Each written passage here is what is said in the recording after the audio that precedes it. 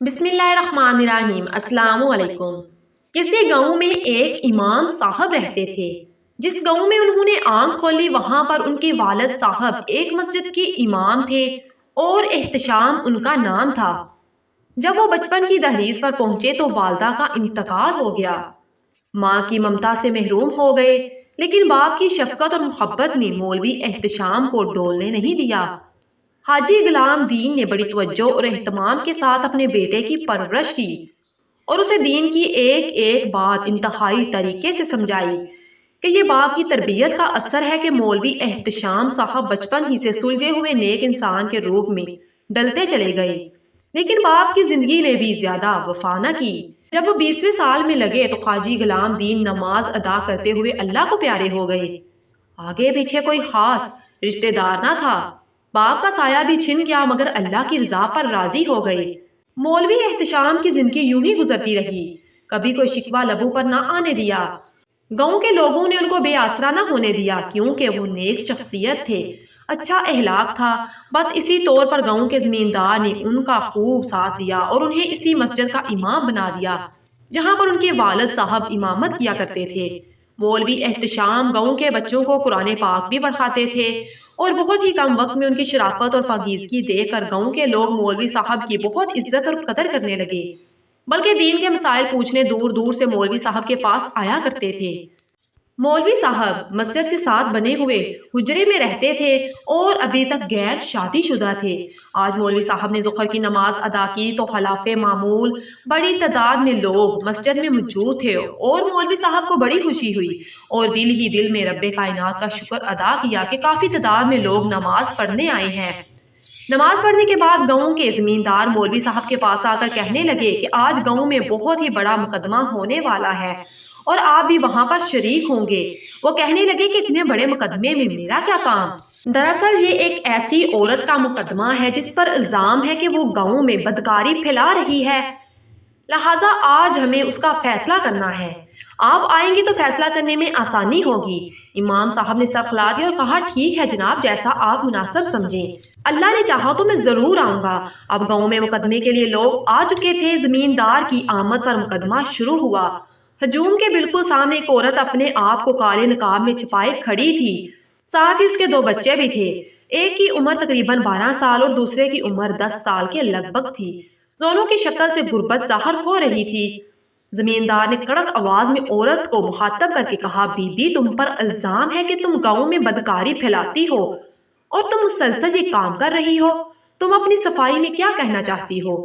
زمیندار کے سوال پر عورت کی آنکھوں میں آنسو آ گئے۔ اس کے ساتھ بیٹھا ہوا ایک آدمی بولا بس بس، یہ مگرمچھ کے آنسو مت بہاؤ، تیرے گھر میں کافی لوگوں نے اجنبی لوگوں کو آتے دیکھا ہے، اب بس تم اپنی فکر مناؤ، تیرے گھر میں نامحرم لوگ آتے ہیں۔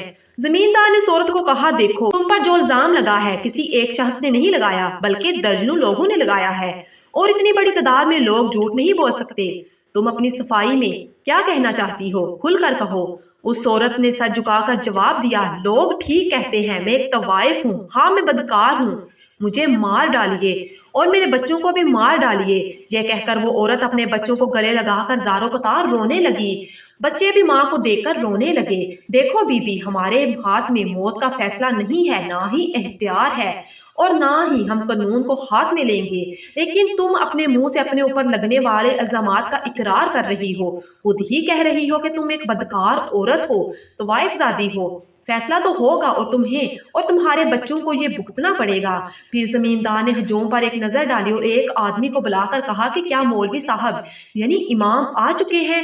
اس آدمی نے کہا کہ جی جناب۔ مولوی صاحب کو بلایا گیا۔ زمیندار نے کہا امام صاحب، آپ نے یقینی طور پر ساری باتیں سن لی ہوں گی، آپ کی کیا رائے ہے؟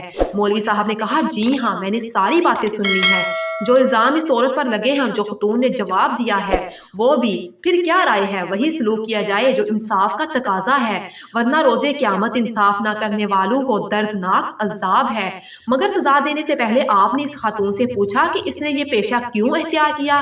ہمیں اس سے کوئی غرض نہیں امام صاحب کہ اس نے یہ پیشہ کیوں اختیار کیا، ہمیں تو جرم دے کر فیصلہ کرنا ہے۔ زمیندار نے بڑے خشک لہجے میں کہا پھر معاف فرمائیے گا زمیندار صاحب، آپ درست فیصلہ نہیں کر رہے، آپ کا عدل نہیں ہے، یعنی آپ انصاف پسندی سے کام نہیں لے رہے۔ मौलवी साहब के इस बेबाक जवाब से हजूम में सन्नाटा छा गया। चौधरी फलक शेर के चेहरे पर भी बरहमी यानी गुस्सा के आसार उभरे।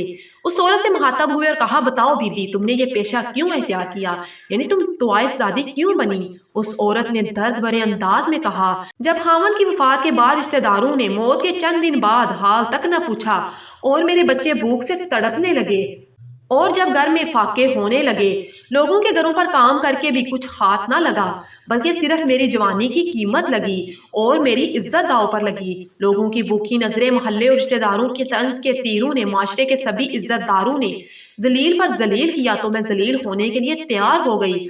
मगर ये सब कुछ मैंने अपने बच्चों की भूख की खातर किया। मुझे तो भूखा मरना मंजूर था। ये मेरा जुर्म, और मुझ पर इल्जामात आयद करने वाले ज्यादातर वही लोग हैं जो रात के अंधेरे में मेरी शर्म को तार तार करते रहे। इस औरत के जवाब पर सब हैरान और परेशान हो गए और हजूम पर खामोशी तारी हो गई। काफी लोगों के सर झुक गए। सुन लिया आपने खतून का इकरारे जुर्म। अगर ये मुजरम है तो इससे पहले आप सब गांव वाले मुजरम हैं, जिन्होंने इस खातून को ये पेशा इख्तियार करने पर मजबूर किया। मुफलिसी और गुर्बत से तो हमारे प्यारे नबी हजरत मोहम्मद सल्लल्लाहु अलैहि वसल्लम ने भी पनाह मांगी है। तंग दस्ती और गुर्बत से तो अल्लाह ताला माफ फरमाए, कुफर तक ले जाती है। आपका हमसाया भूखा रहे और आप पेट भरकर खाना खाकर सोते रहे। हमारा पूरा गांव इस जुर्म में बराबर का शरीक है। वो मर्द जो इस औरत को मजबूर करते रहे, और इसने आखिरकार अपने बच्चों के लिए अपनी इज्जत दांव पर लगा दी। अगर इस खातून को सजा देनी है तो सबसे पहले आप सबको अपने आप को सजा देनी होगी।